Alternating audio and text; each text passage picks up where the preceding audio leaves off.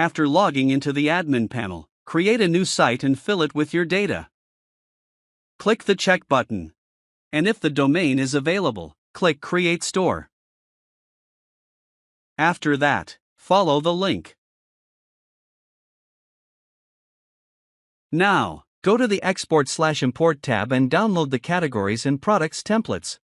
How to fill out the Categories and Products template and import it to the site, you can see in this video. For a test store, you can import a maximum of 100 products. In the product import file, there is a description field. You can leave it empty. And then, when you import everything, you can separately run the description generation for each product based on the product name. The site has a Gemini AI generator module.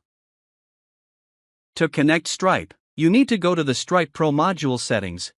You need to set the status to enabled.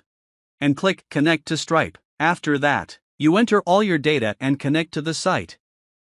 To enable payment using PayPal, use the PayPal Simple module. Here it is written how to connect it. If you want to accept payments using cryptocurrency, use the Crypto P2P module.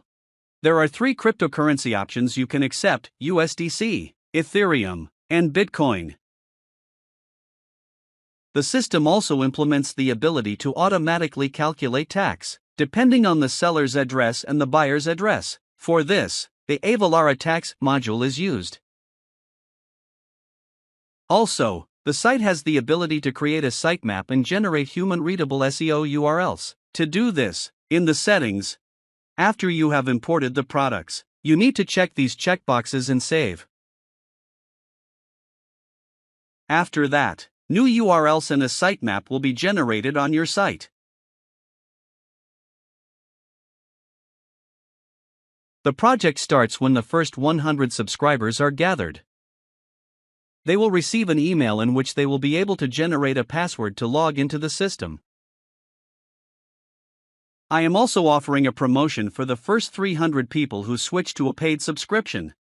I am making a promotional price for them, $20 per month.